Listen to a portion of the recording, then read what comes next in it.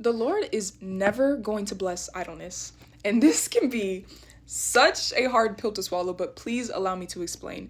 When you are in idleness, you are focusing on everything but the Lord. You're focusing on what feels good to me, whether that's doom scrolling, sitting on the couch, doing nothing all day, being lazy. It feels good to be idle.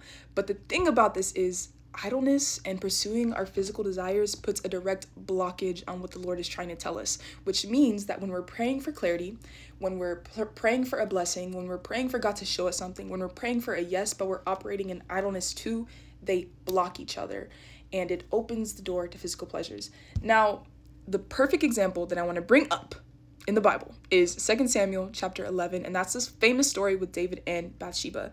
Now, David was supposed to be at war with the Israelites during this time, like how kings usually were, but instead he was idle at the palace, something kings didn't usually do. And this opened the door to sin because he saw Bathsheba bathing and pursued that. If he wasn't being idle, he wouldn't have even been put in this situation. But even if he was in this situation, if he was operating in a way that was purposeful to the Lord, where he was thinking about him, he wouldn't have even pursued Bathsheba, wouldn't have gotten her pregnant, wouldn't have committed adultery, wouldn't have committed murder. It was just a snowball of sin that was all opened by the main factor, which was idleness. When you are idle, you cannot expect yourself to hear from the Lord and to hear what he has to tell you or be able to decipher whether or not he's talking to you.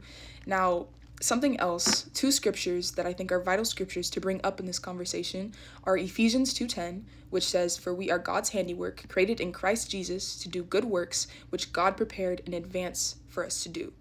Meaning, we are prepared to work. We were created in God's image to do work, to fulfill a purpose, to serve him, to serve something. And when we're not serving something, we're acting in direct opposition to what we're designed for, which means it makes it harder to hear the voice of the Lord.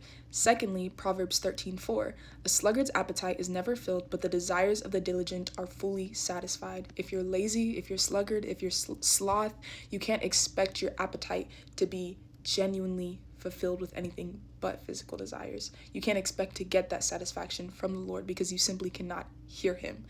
But if you are diligent, you're fully satisfied. Where does our satisfaction come from?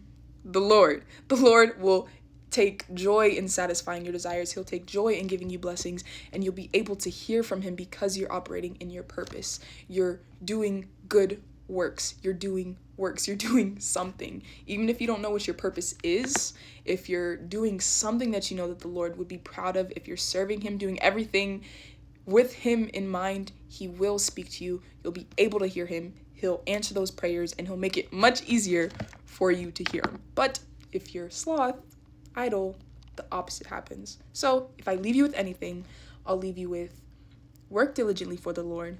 Do not be idle, and you will expect to hear from him. You'll expect the blessings, and he'll just give them to you. You won't even have to ask for them because it's because he just loves you.